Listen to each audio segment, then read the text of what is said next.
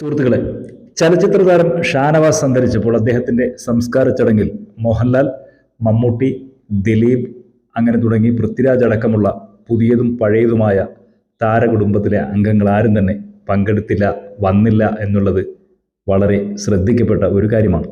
അത്തരം കാര്യങ്ങൾ നിങ്ങളുടെയും ശ്രദ്ധയിൽ വന്നിട്ടുണ്ട് എന്നാണ് കരുതുന്നത്. ഏകദേശം ഒരേ കാലത്താണ് മമ്മൂട്ടിയും മോഹൻലാലും ഷാനവാസും ഒക്കെ സിനിമയിൽ വരുന്നത്. അവർ ആ കാലത്ത് മമ്മൂട്ടിയും മോഹൻലാലും വിജയത്തിന്റെ തേരിലേക്ക് ഉയർന്നു പോവുകയും ഷാനവാസ് പരാജയത്തിന്റെ പടുകുഴിയിലേക്ക് താഴ്ന്നു പോവുകയും ചെയ്തു എന്നത് ഒരു യാഥാർത്ഥ്യമാണ്.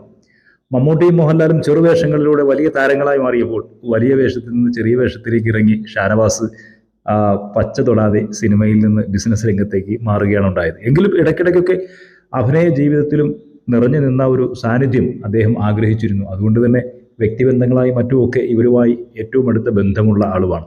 ഇന്ന് സിനിമാ മേഖലയിലുള്ള മിക്ക ആളുകളെയും എടുത്തു പരിശോധിച്ചാൽ അവരുടെ പിതാക്കന്മാരൊക്കെ കഴിഞ്ഞ തലമുറയിലെ സിനിമാ നടന്മാരായിരുന്നു എന്ന് കാണാൻ സാധിക്കും. പ്രേം നസീറിനൊപ്പവും ഷാനവാസിനൊപ്പവും അഭിനയിച്ച ആളുകളുടെ മക്കളും ഒക്കെയാണ് ഇന്നത്തെ സിനിമാ താരങ്ങളായി നിറഞ്ഞു നിൽക്കുന്ന പുതിയ തലമുറ പോലും.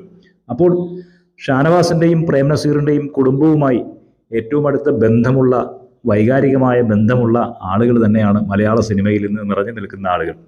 അവരാരും തന്നെ ഷാനവാസിൻ്റെ അന്ത്യകർമ്മങ്ങളിൽ പങ്കെടുക്കാൻ വേണ്ടി വന്നില്ല എന്നുള്ളത് ചലച്ചിത്ര ആസ്വാദകരായിട്ടുള്ള അല്ലെങ്കിൽ ഇവരുടെയൊക്കെ ആരാധകരായ ആളുകൾ തന്നെ പങ്കുവച്ചിട്ടുള്ള ഒരു കാര്യമാണ്. തിരുവനന്തപുരത്തുകാരായിട്ടുള്ള നിരവധി നടന്മാരെ, പ്രത്യേകിച്ച് പ്രേം നസീറുമായി ഏറ്റവും അടുത്ത ബന്ധമുള്ള മധു അടക്കം തിരുവനന്തപുരത്ത് താമസിക്കുകയാണ്. പക്ഷെ അവരെ പോലും അത്തരമിടങ്ങളിൽ കണ്ടില്ല എന്നുള്ളത് ഒരു കൗതുകകരമായിട്ടുള്ള കാര്യം തന്നെയാണ്. എന്തുകൊണ്ടിങ്ങനെ സംഭവിച്ചു എന്നുള്ളതാണ് എല്ലാവരുടെയും ആകാംക്ഷ.